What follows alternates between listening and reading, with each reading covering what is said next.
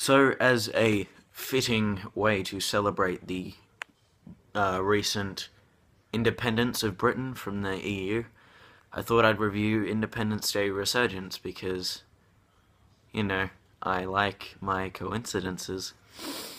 So, Independence Day Resurgence is the sequel to the movie Independence Day from way back in 1996. Was it a necessary sequel? No. Did it need to be made? No. Did I at least have some fun while watching it? Admittedly, no. I had zero fun watching this movie apart from, laughing at how stupid it was, because it was really quite stupid. Like, I reviewed Now You See Me Too, and I talked about how unnecessary that sequel was. And again, the summer movie season is greeting us with more unnecessary sequels that we do not need. Like, I don't know who sat down one day and thought, you know what, guys, let's make an Independence Day 2, because, we can capitalize on that. I guess it's the same people who decided that Terminator needed a reboot last year. But, yeah, it was really not needed in any way, shape, or form. But here it is. I've paid money to go see it. Money I will never get back. But at least I made some memories with my friends. Because we sat in a dark room and we watched Independence Day and nearly cried because of how boring it was. Anyway, though, what are my thoughts? Well, the acting is okay for the most part. Like, you can't really fault Jeff Goldblum for anything he does. He's fine. Bill Pullman talks in this really weird baby voice accent the entire movie, and you can hardly understand what he says. One of the Hemsworth brothers, no idea who it is, I think it's Liam Hemsworth. He is the typical white man.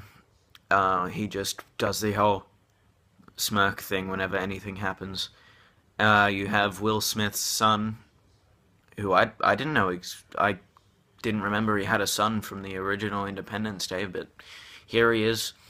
Will Smith, spoilers, died, and he's not in the movie apart from a few pictures.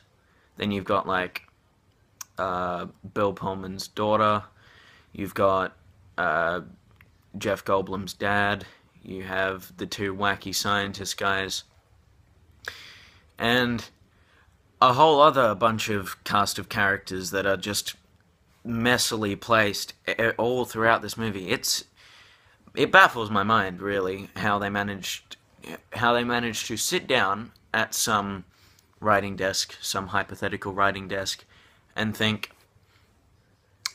you know what would make Independence Day 2 better? Double the cast of characters. That would make a good movie. Not good story, not better special effects than the 1996 movie, because they were really bad. Not just going with the whole mindset of bigger is better. No, we need more characters. That'll make this movie more enjoyable. It didn't. It really didn't. You've got 18 separate story arcs to follow throughout the whole thing. You've got that wacky scientist dude who's been in some sitcom-induced coma the entire time span between the first and the second movie. You've got Jeff Goldblum's dad who's written a book and is old. You've got that family that gets introduced halfway through the movie that have lost their parents. And that was it. As harsh as it sounds to say, my favorite part of this movie was the fact that all those kids on the bus were celebrating the fact that the aliens... It's not really a spoiler, because if you go into this movie expecting the humans to lose, then you're kind of an idiot, but the aliens get beaten, and all these kids that they just picked up, another group of characters that they just picked up randomly along Plot Point Road between Florida and Nevada, which they managed to travel on one tank of gas.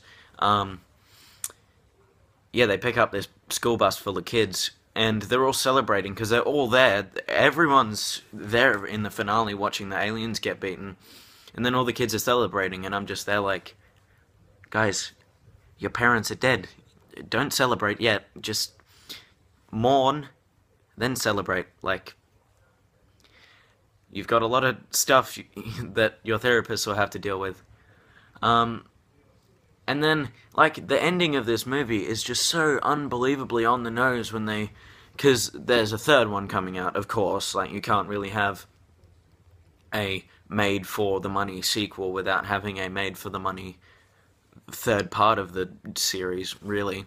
But, yeah, right at the end, there's this sphere thing that they find. I can't remember, but it's filled with all this alien technology, and the wacky scientist dude, I think he's gay. Yeah, the wacky gay scientist dude is like, oh my god, it's got so much technology, and they're recruiting us to fight against more of the aliens. End credits. Wah! But, like, guys, if you wanted to make a third one, maybe make it less obvious. Like, don't announce it in the final 30 seconds of your second movie, which did not do as well. Other things I can bring up about this movie, the action, there's some cool dogfighting scenes if you're like 4 years old, but the way they're fought, oh man, it's just kind of stupid, the fact that they made all the US fighter pilot planes with alien technology now, like they've infused them together. And when they go up and fight the aliens, you can't tell which is which. You can't tell who's an alien and who's a human because of all the jump cuts and all the lasers being the same color. Like, if you had just made the human spaceships have, like, blue lasers, I would have been fine. I would have been able to follow that stuff. But, like, as it stands, they were both green, and I had no idea what was going on half the time. Like, I just saw spaceships exploding and kind of went, meh. I guess the thing that annoyed me the most about this movie was that I watched Independence Day when I was, I don't know, like 5. And that movie was the coolest thing I've ever seen, because it's like, whoa, aliens destroying Earth. Whoa, that's cool, man. I'm 5 and I'm impressionable.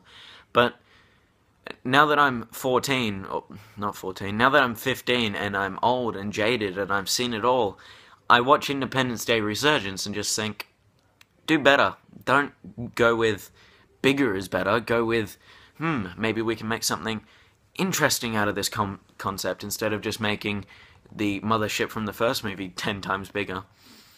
I will give them props, though. I did find it hilarious when that guy, I can't remember who it was, I think it was Bill Pullman, was like, someone asked him how big the spaceship was, or like where it was over the Atlantic, and he's like, it's over all of the Atlantic, and you're just sat there like, oh dear, that's pretty big. I guess final thoughts.